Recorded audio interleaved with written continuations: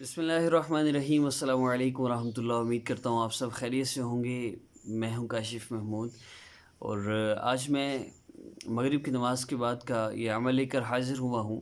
اور یہ عمل اولاد کی اگر آپ کو خواہش ہے، اللہ نرینہ اولاد آپ کو عطا فرمائے، بیٹا عطا فرمائے، بیٹی عطا فرمائے، جو بھی آپ کی خواہش ہے، اس کے لیے عمل بہت فائدہ مند ہے۔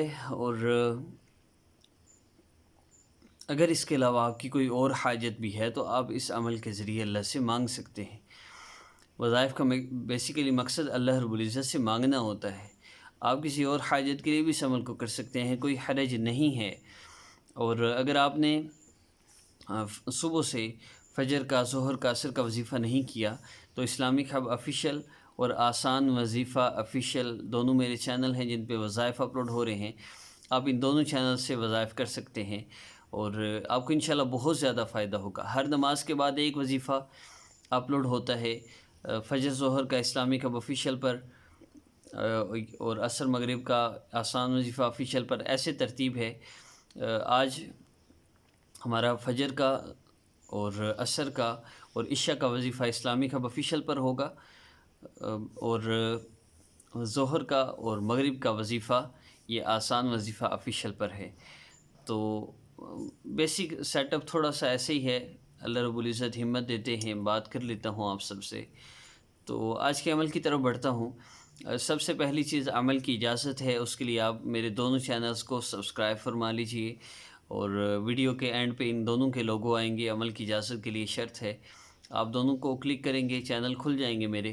ایک تو جس کو ویڈیو کو آپ دیکھ رہے ہیں اس کے نیچے سبسکرائب ہے، اس کو پریس کر لیں، اور دوسرا اسلامک ہب آفیشیل کا لوگو آئے گا، آپ اس کو کلک کر لیجئے گا۔ دوسری چیز نماز کی پابندی ہے، اس کے بغیر آپ کو فائدہ نہیں ہوگا۔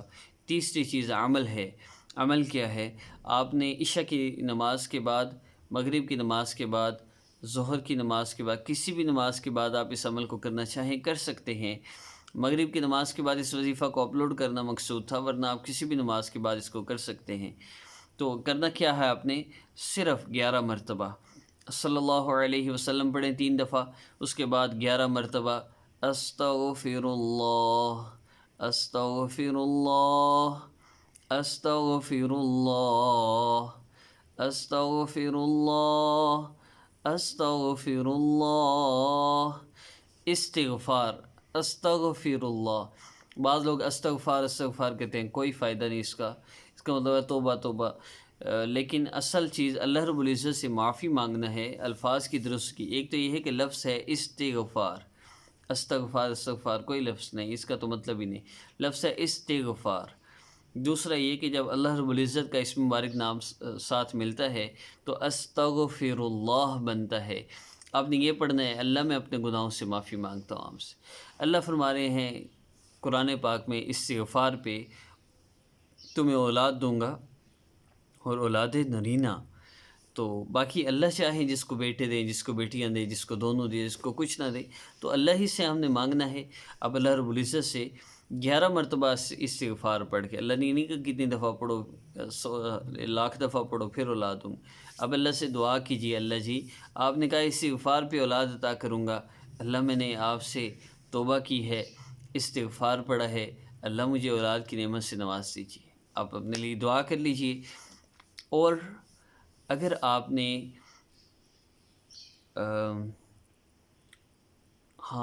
میں یہ عرض کر رہا تھا، ہر اپلوڈ ہونے والا وظیفہ آپ ضرور کریں۔